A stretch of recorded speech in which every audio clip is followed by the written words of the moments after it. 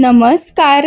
Mango season special आपण recipe पाहत आहोत. तर आज पाहूया मँगो स्टफ कुल्फी.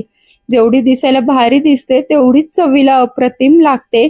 कशी बनवायची अगदी सोप्या पद्धतीने मी आज तुम्हाला सांगणार आहे. त्यासाठी मध्यम आचेवरती कढई ठेवली आहे. त्यामध्ये थोडंसं पाणी टाकायचं आहे आणि 1 लिटर म्हशीचं दूध मी घेतलेलं आहे. ते उकळून घेतल्यानंतर मध्यम आचेवरतीच आपल्याला 15 मिनिटं दूध आटून घ्यायचं आहे.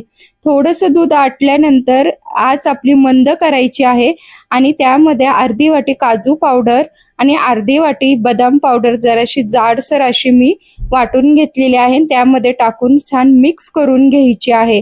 छान मिक्स झाल्यानंतर त्यामध्ये थोडेसे पिस्ता, थोडीशी वेलची पूड आणि अर्धी वाटी मी साखर टाकून घेतलेली आहे. साखर तुम्ही तुमच्या आवडीप्रमाणे कमी जास्त टाकली तरी चालेल. छान ते सगळं पुन्हा मिक्स करून घ्यायचं आहे. गॅस बंद केलेला आहे आणि आपलं कुल्फीचं मिश्रण छान असं थंड करून मी घेतलेलं आहे. आता आंबा घेतलेला आहे ते कट करून घ्यायचं आहे.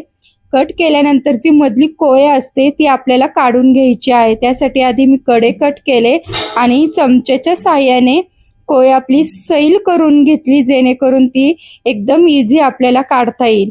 आता काढल्यानंतर त्यामध्ये आपण जे मिश्रण तयार केलं होतं कुल्फीचं ते भरून घ्यायचं आहे. साधारणतः 5 ते 6 आंबे भरतील एवढं मी ते मिश्रण तयार केलं होतं. आता ते सगळं मिश्रण मी आंब्यांमध्ये भरून घेतलेलं आहे आणि फ्रीजरमध्ये 8 ते 10 तास फ्रीज करायला ठेवणार आहे. आता पाहू शकता मी फ्रीजरमधून 8 ते 10 तासानंतर काढल्यानंतर छान असे आपली कुल्फी तयार झालेली आहे. आता हे मँगोच्या वरचं साल आपल्याला काय करायचं, काढून घ्यायचं आहे. मी सगळे साल काढून घेतलेले आहे. आता आपण मँगो कट करून घेणार आहे. मी स्लाइस सारखे कट केलेले आहेत. तुम्ही तुमच्या आवडीनुसार उभे कट केले तरी चालतील. असे सगळे मी स्लाइस करून घेतलेले आहेत. एका प्लेटमध्ये ठेवलेले आहेत.